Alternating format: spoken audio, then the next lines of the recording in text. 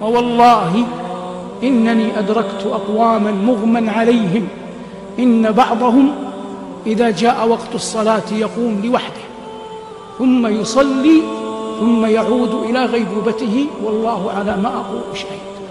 والله لو لم يعلم الله ما كانوا عليه من الصدق حين كانوا يصلون لما أيقظهم من غيبوبتهم عندما قاربوا أن يموتوا، لكن الله أراد أن يرفع درجاتهم، أن يزيد أعمالهم، أن يضاعف حسناتهم، فأيقظهم في تلك الحال ليصلوا إليها ويوجد.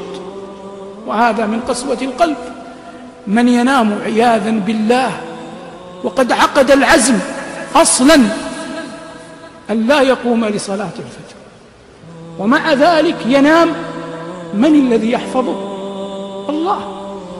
ويقوم ويمشي في الناس، من الذي يرزقه؟ الله.